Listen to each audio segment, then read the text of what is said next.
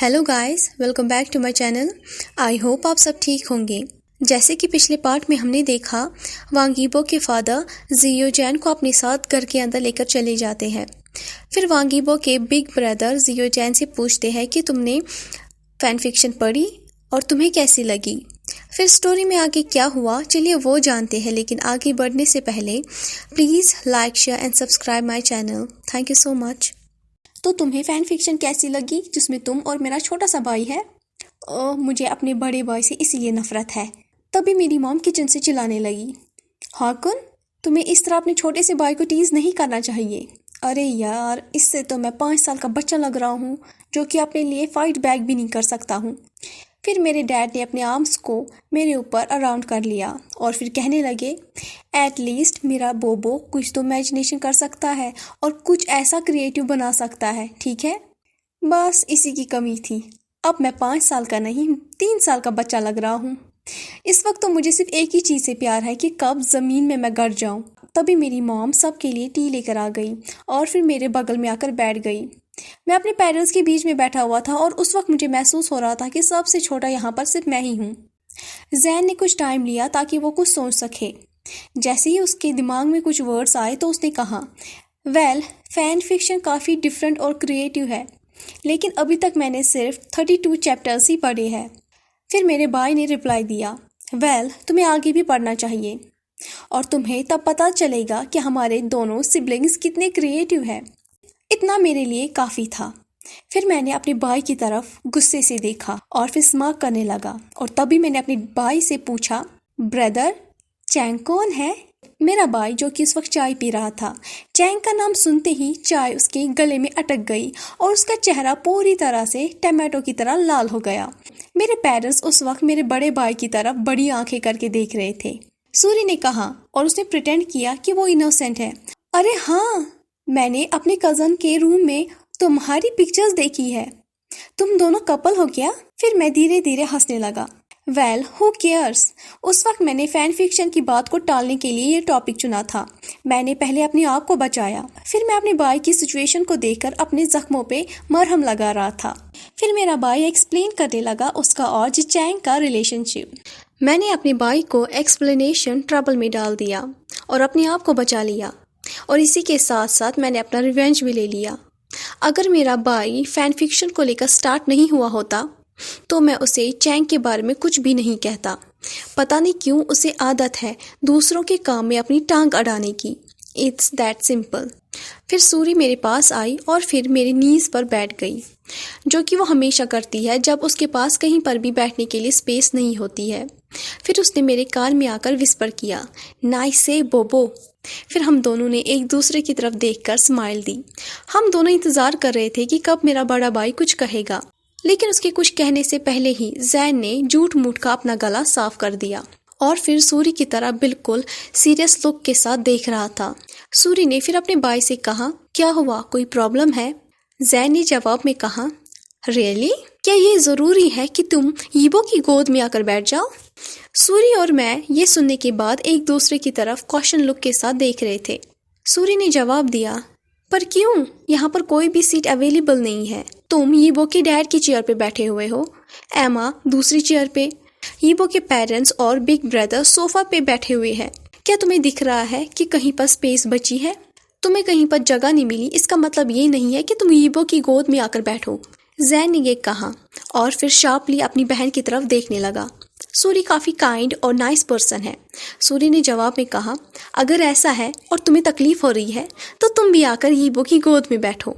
ये सुनने के बाद मैंने अपना हाथ सूरी के बैक पे रख दिया और फिर उसे लाइटली पॉकेट कर दिया। फिर सूरी धीरे धीरे हंसने लगी और तभी मेरे डैड बीच में आ गए और उन्होंने सीट्स को अरेंज कर दिया। उन्होंने कहा, ठीक है चलो मैं अरेंज कर देता हूँ, मैं अपनी सीट पे बैठ जाता हूँ। सूरी तुम यीबो के बगल में बैठो, जैन तुम जाकर यीबो की गोद में बैठो। ये सुनते ही मैं खांसने लगा। मुझे यकीन नहीं हो रहा था कि मेरे डैड ने ये कहा।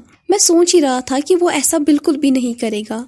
और तभी जैन अपनी सीट से उठा और कहने लगा, ठीक है हम अपनी सीट्स को बदल देते हैं।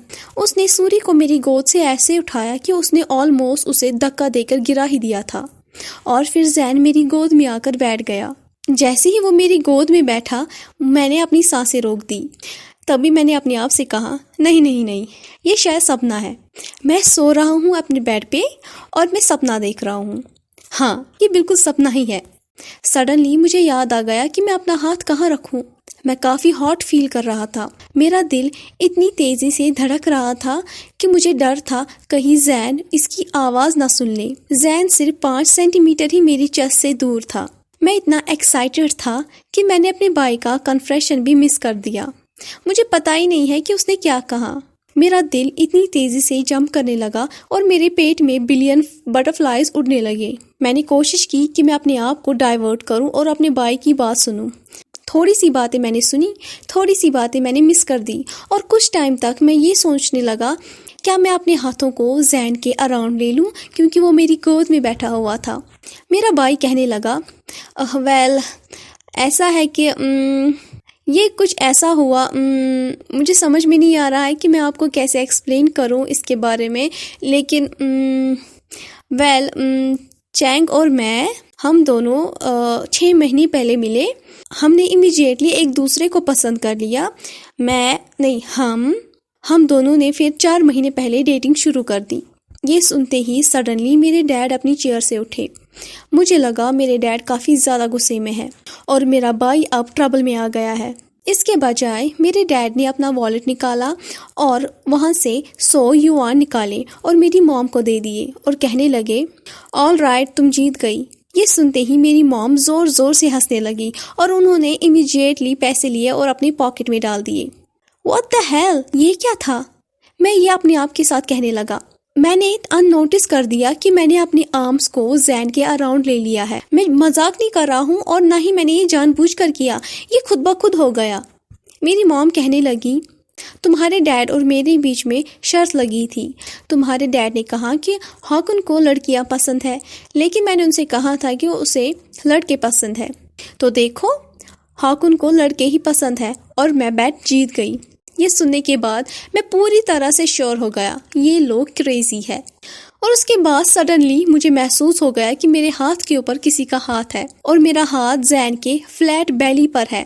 जैन ने ये देखने के बाद भी मुझसे बहस नहीं की थी और वो कामली अपना हाथ मेरे हाथ के ऊपर रखकर बैठ गया था। मैं काफ़ी ज़्यादा खुश था और ये एक तरह का मेरे लिए साइन भी था। सूरी ने मुझे पहले भी कहा था, जैन को कोई भी प्रॉब्लम नहीं है इन सब चीज़ों से।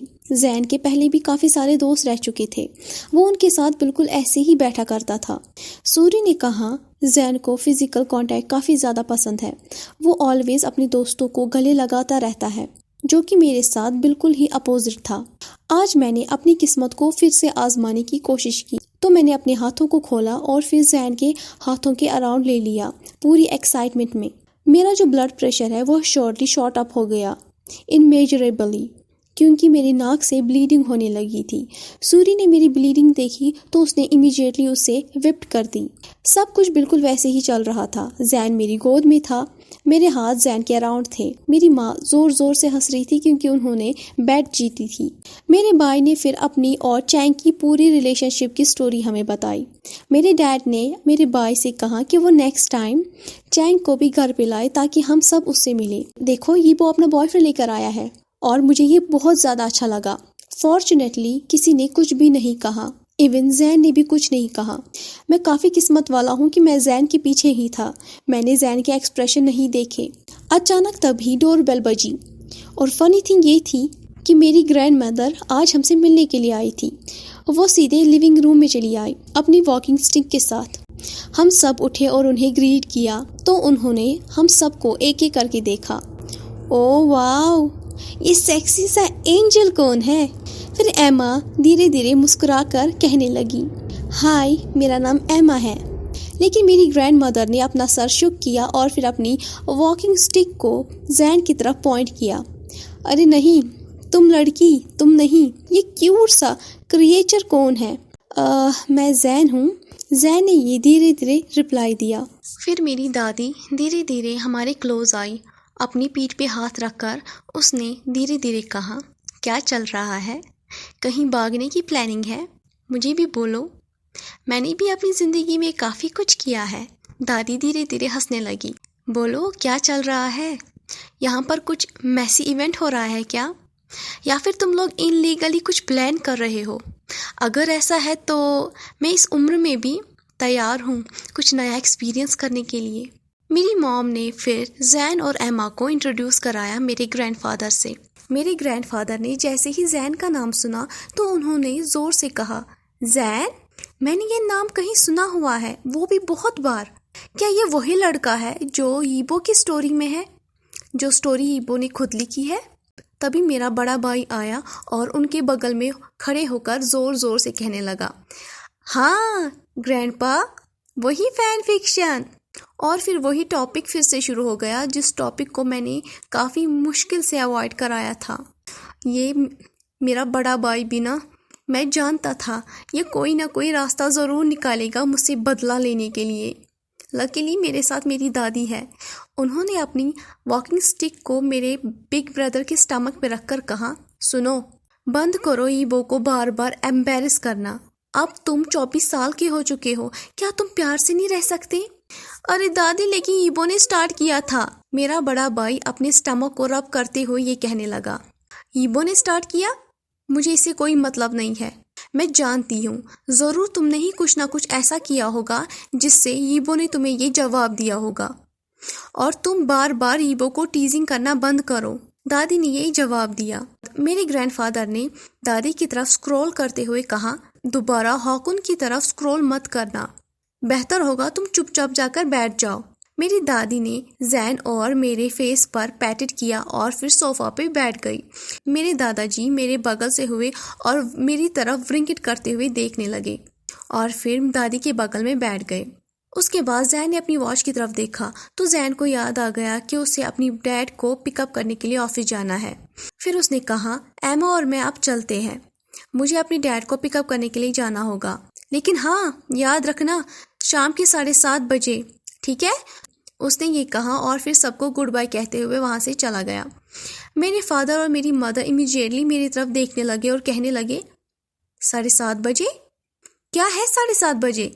फिर मैंने उन्हें सारी सिचुएशन बताई और तभी वो मुझे अपने साथ अपस्टेयर मेरे बेडरूम में लेकर चले गए और मेरे और सूरी के सामने खड़े हो गए। मेरी मॉम ने कंप्लेन करना शुरू कर दिया, सुनो, पहले तुम शावर लोगे, फिर अपने हेयर का स्टाइल अच्छे से रखना, वहाँ टाइम पे पहुँचना। सूरी धीरे धीरे विस्पर करने लगी, ये क्या था कि मेरा भाई तुम्हारी गोद में बैठा? वो सब कुछ अनफॉरगेटेबल था मेरे लिए। मैं उसे एक्सप्लेन सिर्फ एक बिग स्माइल के साथ ही कर पाया। मेरे पेरेंट्स ने फाइनली डिसाइड कर दिया कि मुझे क्या पहनना है ताकि मैं जैन को इम्प्रेस कर सकूं। मेरी मॉम ने टाइट ब्लैक जीन्स जिसके रिपिड नीज थे और टाइट थिन वाइट शर्ट मेरे लिए सिलेक्ट कर दिया। तो मुझे अपने पेरेंट्स को याद दिलाना पड़ा कि आज समर है, गर्मी का मौसम, और मेरी मॉम ने मुझसे कहा, हाँ मैं जानती हूँ, लेकिन कभी कभी इवनिंग में थोड़ी बहुत ठंड होती है और अगर जैन को ठंड लगी तो तुम उसे कार्डिगन दे सकते हो। हाँ, मैं तो भूल गया था क्योंकि मैं तो कूल हूँ, है ना? मैंने अपनी मॉम से ये कहा। मेरी मॉम ने मेरी आर्म को स्लैप किया और मुस्कुराना शुरू कर दिया। फिर मेरे डैड ने मुझे शावर के लिए भेज दिया। मेरे पेरेंट्स बिल्कुल ऐसे प्रिटेंड कर रहे थे कि जैसे मैं जैन के साथ आज डेट पे जा रहा हूँ और हम वहाँ पर अकेले होंगे और हम अकेले ही आउटसाइड जाने वाले हैं। ये सब कुछ अच्छा है लेकिन ये रियल नहीं था। क्या पता बीच में मुझे ऐसा चांस मिल सके। मुझे लगता है कि सूरी तब तक कोई ना कोई रास्ता निकाल ही लेगी जिससे मैं और जैन अकेले कुछ टाइम स्पेंड कर सकता हूँ। एक वक्त ऐसा था जब मैं बहुत ज़्यादा डर गया था, जब सूरी मेरे बहुत ज़्यादा क्लोज थी, बेस्ट फ्रेंड से भी ज़्यादा क्लोज। वो हमेशा मेरे ही साथ रहती थी, मुझे गले लगाती थी, मेरी गोद में आकर बैठती थी। मुझे ऐसा लगता था कि सूरी को शायद मैं बहुत ज़्यादा पसंद हूँ, दोस्त से भी ज़्यादा। लेकिन सूरी ने मेरे सामने कन्फेशन कर दिया कि उसका क्रश मैं नहीं हूँ, सोयुंग है। लेकिन ये अलग बात है, सोंगयुन ने कभी भी सूरी को नोटिस नहीं किया जिस तरह सूरी उसे नोटिस करती है। लेकिन लकीली सूरी भी बिल्कुल मेरी जैसी ही है, उसने भी बिल्कुल भी गिव अप नहीं किया। जब भी मैं सोयुंग और सूरी के बारे में सोचता हूँ तो मुझे ऐसा नहीं लगता, क्योंकि मैंने हमेशा सोयुंग को देखा है कि वो हमेशा एक स्टूडेंट को ही देखता रहता है। मुझे लगता है उसका नाम है वो सुयोक, और वो भी कोरियन ही है। सोयोंग ने मुझे एक बार कहा था कि उसे लड़के भी पसंद है और औरतें भी। मे भी उसे दोनों पसंद है, और शायद इसीलिए वो बिलीव नहीं करता है कि आपको एक दफ़ा किसी को देखकर प्यार हो सकता है। जब फाइनली 7:30 बज चुके थे, सूरी और मैं नीचे डाउनस्टेयर्स चले आए। सूरी ने मेरे घर पे ही कपड़े चेंज कर दिए। वो हमेशा ऐसा ही करती है जब कभी भी इमरजेंसी होती है तब। जैसे ही मैंने फ्रंट डोर ओपन किया तो मेरी नज़र जैन पे पड़ी, जो कि उसी वक्त बेल रिंग करने वाला था। हम दोनों की निगाहें एक दूसरे से मिली और कुछ मोमेंट तक हम दोनों बस देखते ही रह गए। मेरे दिल ने तेज़ी से धड़कना शुरू कर दिया। उसकी निगाहों से ऐसा लग रहा था कि वो मेरी आंखों के थ्रू मेरी सोल को देख रहा है। मेरी जो नीज़ है वो धीरे धीरे सॉफ्ट होने लगी। इसी के साथ हमारी स्टोरी यहाँ पर एंड होती है। अगर आपको मेरी स्टोरी ये पसंद आ गई हो तो please like, share and subscribe my channel. Thank you so much.